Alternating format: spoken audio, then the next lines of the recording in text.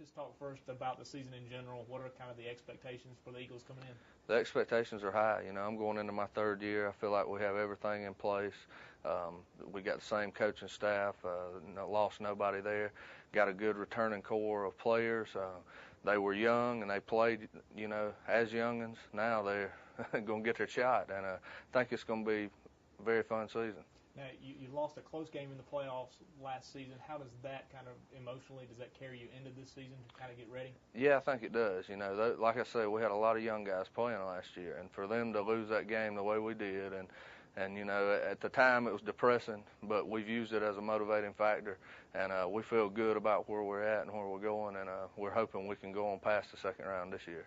You know, when everybody looks at your team, they look at those offensive numbers y'all put up last year. How tough is it to kind of do that again? It was more than 40 points last year, I think. Yeah, it's going to be very tough, but we do have Cedric Proctor back, and you know, with him being a senior, he's only grew and got smarter, and we were expecting big things out of him, and we're expecting to be able to expand the offense and do more things. But I don't know if we'll be as productive as we were last year. You know, we lost a few key guys, but our defense is going to be a lot stronger. Our defense came on strong near the end of the year. They held Pendleton to 17 points in the first round of playoffs. They held Columbia to 21 points in the playoffs. They played tremendous, and we really think they're going to be our backbone. We got 8 returning starters on defense.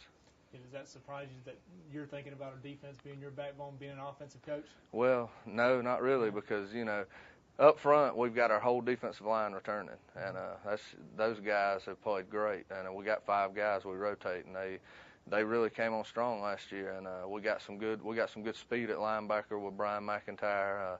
And Josh Jones is going to be playing some linebacker. And we also have Dustin Gardner, who ended the season with over 100 tackles last year at linebacker. So we feel good, very well about our defense. You know, now hopefully offensively that's what we want to do. We want to put a lot of points on the board. But I think we're going to get more opportunities to do that this year, because I think we're going to have more 3 and outs as good as our defense is going to be. Let's talk a little bit quickly about the region. Tough region, as always, coming back. Yes, very, very tough.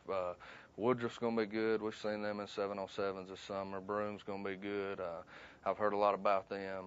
Palmetto, I'm hearing a lot about them. You know, they run the wing tee. It's going to be different from everything we see, and they're pretty tough. It's going to be a good competitive conference again, and anything can happen. Just like last year, it came down to the last game, and you had 4 or 5 different scenarios. That's good football, and it's you know, it says a lot for the state of South Carolina and for 2A football, the type of conference we have here. Yeah, you look at last season, 3 good teams made it deep into the playoffs for y'all, so that's, yeah. You try to shoot for that again, I guess. Yeah, I hope so. Yeah, good.